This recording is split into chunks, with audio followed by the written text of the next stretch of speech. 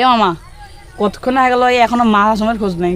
এই যে কতক্ষণে আসবে আর কতক্ষণে আড্ডাটা হইবে। এ হ মামা একনে অক্সার একনে মজাই হয় না আর মজা হয় না, আর এই প্রত্যেকটা দিনে লেট করবি। আচ্ছা হোক মামা, না ফোনটা দিয়ে দেখ দেখো।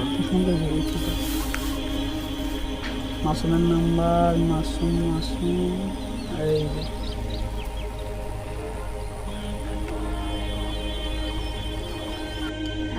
হ্যাঁ মামা, কই তুই বন্ধু? আয় তাড়াতাড়ি আয়।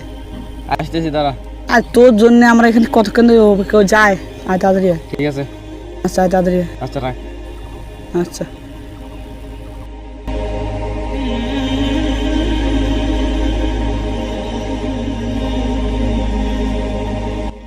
কিরে বন্ধু, আসতে একটু লেট হয়ে গেল।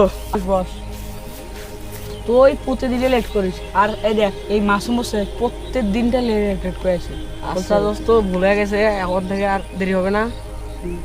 লেট তো আরে বন্ধু লেট তো হবে, ওর তো লেট হওয়ারই দরকার, কারণ ওই যে নতুন একটা মেয়ের সঙ্গে হ্যাঁ হ্যাঁ হচ্ছে না।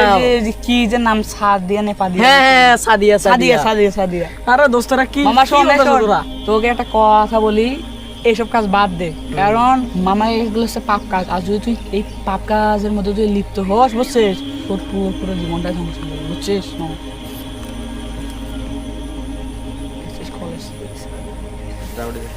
এক মিনিট দাঁড়া মামা, একটু আসি। যা যা, তো মামা বুঝছিস বিষয়টা কি হবে? হ্যাঁ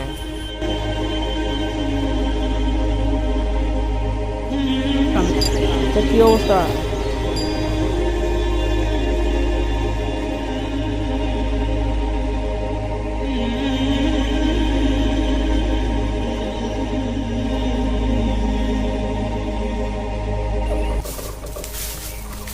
এ মামা বস তো। মামা তোর সাথে একটা গুরুত্বপূর্ণ কথা আছে। বল মামা। শোন, কথাটা আসলে আমরা কিন্তু বুঝতে পারছি যে তুই সাদিয়ার সাথে কথা বলতে গেছিলি।